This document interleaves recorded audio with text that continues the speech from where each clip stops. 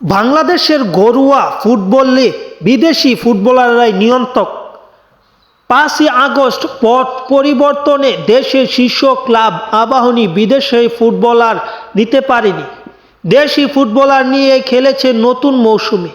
4 ম্যাচে 9 পয়েন্ট নিয়ে যৌথভাবে আছে পয়েন্ট টেবিলের দ্বিতীয় স্থানে।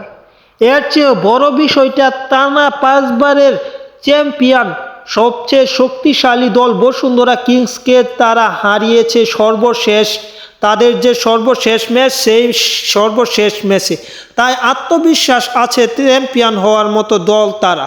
দেশের অন্যতম সেরা ফুটবল কোচ মারুফুল হক শুধু দেশি ফুটবলারদের নিয়ে স্বাধীনতা কাপ টুর্নামেন্টের আরামবাগকে চ্যাম্পিয়ন করেছিলেন।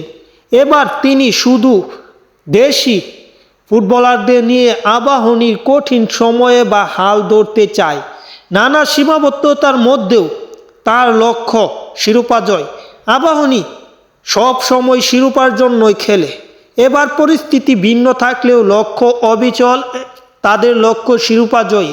লিগ ও ফেডারেশন দুটো প্রতিযোগিতাতে আবাহনী শিরোপা আর ফাইট দিবে। লিগে আবাহনীর চেয়ে 3 পয়েন্ট এগিয়ে মোহামেডান। পূর্ণ মোহামেডানের বিরুদ্ধে আবাহনীর মাত্র 1 গোল করেছে, যদিও ম্যাচ শেষ মুহূর্তে হেরেছে আবাহনী।